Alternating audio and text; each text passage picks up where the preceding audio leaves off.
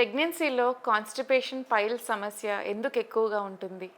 వాళ్ళు తీసుకోవాల్సిన జాగ్రత్తలేంటి? డెలివరీ తర్వాత పైల్స్ రాకుండా తీసుకోవాల్సిన జాగ్రత్తలేంటి? This is doctor Sushma Peruri, colorectal surgeon. So, జనరల్‌గా ఈ కాన్‌స్టిపేషన్, పైల్స్ లాంటి సమస్యలు ప్రెగ్నెన్సీలో చాలా ఎక్కువగా చూస్తూ ఉంటాం. సో, ఎందుకంటే ఫస్ట్ మెయిన్ కాజ్ ప్రెగ్నెన్సీలో మనకి వచ్చే హార్మోనల్ చేంజెస్ వల్ల. సో, ప్రెగ్నెన్సీలో ఏమవుతుందంటే ప్రొజెస్ట్రాన్ అనే హార్మోన్ పెరిగి మనకి పేగుల్లో కదలికలు అవి తగ్గించేస్తుందనమాట. సో, పేగుల్లో కదలికలు తగ్గటం వల్ల మోషన్ సరిగ్గా ఫ్రీగా అవ్వక కాన్‌స్టిపేషన్ వస్తూ ఉంటుంది. సో, నెక్స్ట్ థింగ్ ఏంటంటే ఫస్ట్ 3 నెలలు ప్రెగ్నెన్సీలో బాగా వామిటింగ్స్ అవి అవుతూ ఉంటాయి. సరిగ్గా తినలేకపోతారు గ్యాస్ ప్రాబ్లమ్ వల్ల. దానివల్ల కూడా ప్రాపర్‌గా స్టూల్ అనేది ఫార్మ్ అవ్వక డీహైడ్రేట్ అవ్వటం వల్ల కూడా కాన్‌స్టిపేషన్ ఎక్కువగా చూస్తూ ఉంటాం. నెక్స్ట్ థింగ్ సెకండ్ ట్రైమెస్టర్‌కి వచ్చేసరికి మన యూట్రస్ పెరుగుతూ ఉంటుంది. పేగులో కంప్రెషన్ అది అవ్వటం వల్ల కూడా కాన్‌స్టిపేషన్ ఎక్కువగా ఉంటుంది.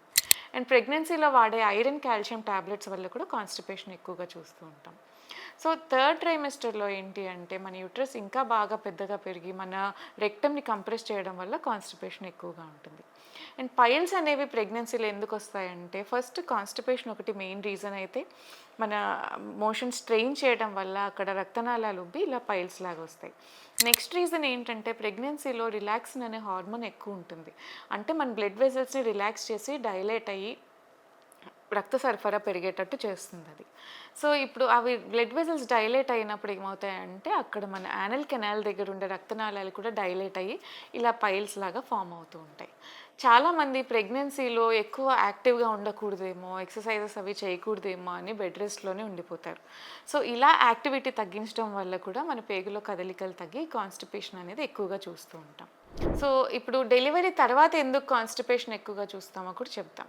సో, డెలివరీ తర్వాత అక్కడ వేసిన కుట్లు వల్ల ఆ పెయిన్‌కి చాలామంది మోషన్ ఆపేసుకొని, సో, దానివల్ల మోషన్ పాస్ చేయడానికి డిఫికల్టీ ఫీల్ అవుతూ ఉంటారు. నెక్స్ట్ థింగ్ ఏంటంటే డెలివరీ తర్వాత మన ప్రెగ్నెన్సీలో వచ్చిన హార్మోనల్ చేంజెస్ అన్నీ బ్యాక్ టు నార్మల్ రావటానికి చాలా హార్మోనల్ ఇంబ్యాలెన్స్ అవుతూ ఉంటుంది. దానివల్ల కూడా కాన్‌స్టిపేషన్ వస్తూ ఉంటుంది. ఇందాక చెప్పుకున్నట్టే డెలివరీ తర్వాత కూడా ఐరన్, కాల్షియం టాబ్లెట్స్ వాడతారు కాబట్టి అండ్ నెక్స్ట్ థింగ్ ఇచ్చే పెయిన్ కిల్లర్స్ వల్ల కూడా కాన్‌స్టిపేషన్ వస్తూ ఉంటుంది. సో, తర్వాత డెలివరీ తర్వాత బేబీకి ఫీడింగ్ ఇవ్వాలి కాబట్టి మనకి బాడీలో వాటర్ డిమాండ్ అనేది చాలా ఎక్కువగా పెరిగిపోతూ ఉంటుంది. సో, వాటర్ ఇంటేక్ సరిగ్గా లేకపోవడం వల్ల కూడా డెలివరీ తర్వాత కాన్‌స్టిపేషన్ అనేది ఎక్కువగా చూస్తూ ఉంటాం. నెక్స్ట్ ఇంపార్టెంట్ థింగ్ ఏంటంటే డెలివరీ తర్వాత అందరూ పథ్యం పెట్టేసి ఫ్రూట్స్, వెజిటబుల్స్ లాంటివి ఏమి ఎక్కువ ఇవ్వకుండా బ్రెడ్ తినాలి, మిల్క్ బ్రెడ్ తింటే మిల్క్ బాగా వస్తదనే అపోహ చాలా మందిలో ఉంది. అందులో కేవలం మైదా పిండి మాత్రమే ఉంటది. ఏ రకమైన ఫైబర్ కంటెంట్ ఉండదు. సో, దానివల్ల కూడా కాన్‌స్టిపేట్ అవుతున్నారు. సో, ఈ ప్రెగ్నెన్సీ అండ్ డెలివరీ తర్వాత కాన్‌స్టిపేషన్ ఉన్న వాళ్ళు తీసుకోవాల్సిన జాగ్రత్తలేంటంటే first thing dietary modification.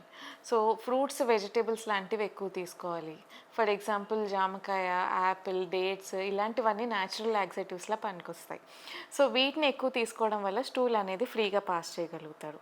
Next thing water intake ఎక్కువ ఉండాలి. సో, నార్మల్ పీపుల్ కన్నా pregnancy and post delivery water necessity అనేది ఎక్కువ పెరుగుతుంది కాబట్టి normal people for example 3-4 litres తీసుకోవాలంటే మీరు 5-6 లీటర్స్ తీసుకోవాల్సి ఉంటుంది. Next thing physical activity. So, కొంచెం వాకింగ్ లాంటివి చేయటం, ఎక్సర్సైజ్ లాంటివి చేస్తే పేగులు స్టిమ్యులేట్ అయ్యి కాన్‌స్టిపేషన్ ప్రాబ్లమ్ అనేది కరెక్ట్ అవుతుంది. నెక్స్ట్ థింగ్ ఏవైతే టాబ్లెట్స్ కాన్‌స్టిపేషన్ కాజ్ చేసి ఇబ్బంది పెడుతున్నాయో అవి ఫ్యూ డేస్ ఆపి ఈ కాన్‌స్టిపేషన్ కరెక్ట్ అయిన తర్వాత మళ్ళీ స్టార్ట్ చేపిస్తాం. నెక్స్ట్ థింగ్ ఏంటంటే ఇప్పుడు చాలామంది బిజీ షెడ్యూల్లో పడిపోయి పిల్లల్ని చూసుకోవడమో డెలివరీ తర్వాత మోషన్ వస్తున్నప్పుడు పెయిన్ వస్తుందనో లేదంటే బిజీగా ఉన్నామనో తర్వాత వెళ్దాంలే అని ఆ బవల్ మూమెంట్ని పోస్ట్పోన్ చేసుకుంటూ ఉంటారు. సో, ఇలా అర్జెన్సీ వచ్చినప్పుడు ఆపుకోవడం వల్ల జరిగే ప్రాబ్లం ఏంటంటే స్టూల్ అనేది మన పేగులో ఎక్కువసేపు ఉండిపోయి వాటర్ ఎక్కువ అబ్జార్బ్ అయిపోయి అది ఇంకా హార్డ్ అయిపోతూ ఉంటుంది. సో, ఇలా చేయకుండా మన బాడీ నుంచి వచ్చే న్యాచురల్ అర్జ్ వచ్చినప్పుడు ఎప్పటికప్పుడు ఇమీడియట్గా స్టూల్ అనేది ఎవాక్యుయేట్ చేసుకుంటే ఈ ప్రాబ్లమ్ని కొంతవరకు తగ్గించగలుగుతాం. సో, నెక్స్ట్ థింగ్ ఏంటంటే మనం యూజ్ చేసే కమోడ్ మీద కూడా డిపెండ్ అవుతూ ఉంటుంది. సో, ఇండియన్ కమోడ్స్‌లో మోషన్ అనేది స్క్వాట్ చేసి పాస్ చేస్తాం కాబట్టి చాలా ఈజీగా పాస్ చేయగలుగుతాం. ఎందుకంటే మన anatomy is design to pass stool in that squatting position. కాకపోతే ఇప్పుడు అందరూ వెస్టర్న్ కమోడ్స్ వాడుతున్నారు కాబట్టి అక్కడ యానోరెక్టల్ యాంగిల్ అనేది స్ట్రెయిట్ అవ్వక ఫ్రీగా పాస్ చేయలేకపోతున్నారు. ఇన్ కేస్ వెస్టర్న్ కమోడ్ వాడేటట్టయితే ఒక స్టూల్ వేసుకొని లెగ్స్ రేస్ చేసి పాస్ చేస్తే ఈజీగా పాస్ చేయగలుగుతారు. సో ఇలాంటి మెజర్స్ అన్నీ తీసుకున్న తర్వాత కూడా కాన్స్టిపేషన్ అనేది కరెక్ట్ అవ్వట్లేదు అంటే డాక్టర్ని కన్సల్ట్ చేయండి. మీకు సూట్ అయ్యే లాక్సేటివ్ ఇచ్చి దానికి నెసెసరీ ట్రీట్మెంట్ ఏమైనా ఇన్వెస్టిగేషన్స్ అవసరమైనా కూడా చేస్తారు.